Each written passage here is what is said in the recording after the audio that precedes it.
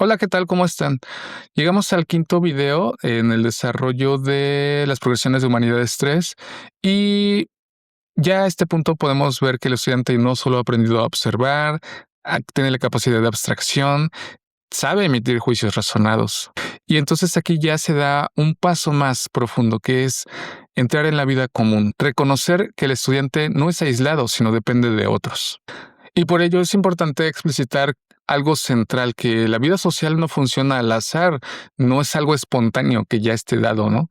Se sostiene con normas que no son normas naturalistas, ¿no? Sino son normas construidas socialmente. Eso es importante porque este reconocimiento de la construcción social de una norma cambia por completo la manera en cómo entendemos la convivencia, la autoridad y el conflicto social. Entonces, partimos de una pregunta bastante sencilla que es, ¿por qué existen normas? Y sobre todo la pregunta es porque a menudo la norma se ve como algo negativo, ¿no? Se ve como algo que limita la libertad, algo que prohíbe algo o que castiga. Pero si nos detenemos a pensar un poco, sin esas normas, la vida social no sería posible. Porque las normas pues organizan la convivencia, hacen previsible nuestras acciones, permiten sobre todo la cooperación y reducen mucha incertidumbre. Y por eso el objetivo de esta progresión es mostrar que las normas no son obstáculos en la sociedad, sino condiciones de posibilidad de lo social. Pero antes de seguir, vamos a explicitar, ¿no? Porque también se confunde lo que es una norma de lo que es una regla o una ley, porque en la vida cotidiana estos términos suelen confundirse, ¿no? Pero filosóficamente tienen diferentes sentidos. Una regla, en este caso, pues organiza prácticas específicas. Sin embargo, la ley es una norma más formalizada, porque está respaldada por instituciones o por un sistema que ya sanciona. Y a diferencia, por ejemplo, de las costumbres, son normas no escritas, ¿no? Tienen que ver con la interacción y la tradición. Sin embargo, son reconocidas colectivamente y a menudo se transmiten socialmente. ¿Por qué es importante comprender esto? Porque pues lo normativo y todo el cúmulo de leyes y normas que nos rigen, pues no es algo homogéneo ni absoluto y varía de acuerdo a los tiempos y los espacios. Dado eso, pues las normas no siempre son las mismas, cambian con el tiempo, cambian con las culturas, cambian con las formas de organización social.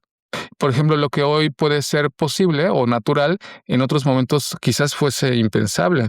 Incluso lo que hoy parece incuestionable, en el futuro puede transformarse. Y eso es clave porque, sobre todo para el desarrollo del pensamiento crítico, porque rompe la idea de que las cosas siempre son así y no pueden cambiarse. A este nivel quiero retomar nuevamente a Aristóteles, porque Aristóteles introduce el concepto de la definición del ser humano como un son politikon, es decir, un ser que vive en comunidad. Esto significa que esencialmente se organiza su vida y su vida con los otros mediante normas. Por lo tanto, hacer política, por ejemplo, desde el punto de vista aristotélico, no es solo el asunto del gobierno o de participar en las elecciones, sino también ese conjunto de acuerdos que hacen posible la convivencia social.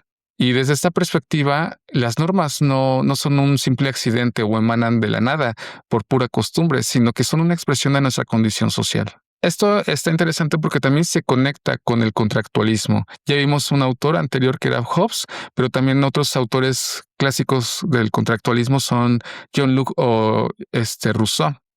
Esos autores tienen un punto en común en el que conciben a los seres humanos como entidades que acuerdan normas para salir del conflicto permanente. Y sabemos que esos autores entre sí difieren, ¿no? En cómo conciben o cómo presuponen la naturaleza humana, pero tienen algo en común, que presuponen que las normas existen porque las personas aceptan vivir bajo la existencia de dichas normas. Ahora bien, eso no significa que todas las normas sean justas, eso se puede cuestionar, pero sí presuponen algo común, que es que toda norma implica un acuerdo, sea explícito o implícito. Así que hay que apreciar a las normas desde tres preguntas fundamentales para comprenderla. ¿Quién es el que acuerda dichas normas?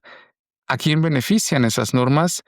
¿Y quién está siendo excluido por dichas normas? Y en ese sentido hay que aprender a identificar los supuestos de lo que es una norma, porque pues toda norma parte de al menos pensar que es normal esa norma, valga la redundancia, hay un presupuesto de normalidad que es deseable y también que es correcta. Porque las normas siempre establecen relaciones.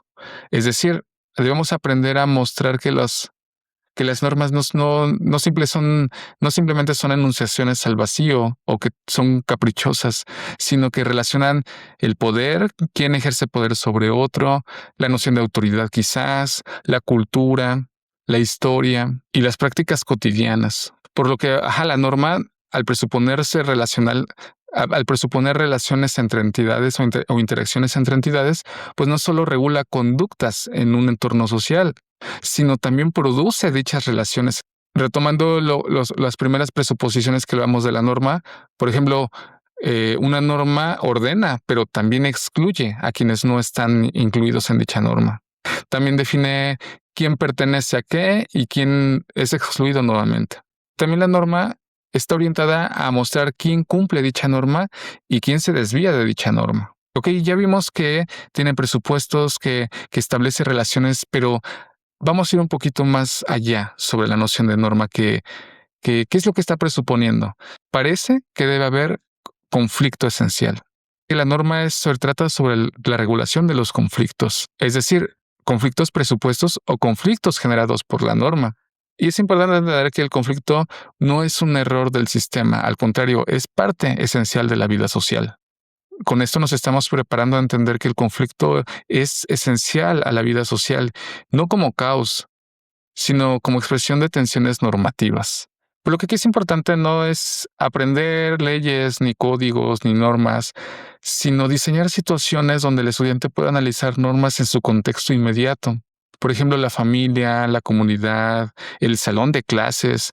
Y poco a poco vamos mostrando entonces en esta progresión cómo el juicio ya no es solo individual, ahora se vuelve social. Aquí es importante comprender que juzgar una norma ya no es un caso aislado, sino implica evaluar si es legítima, si funciona quizás y qué consecuencias tiene.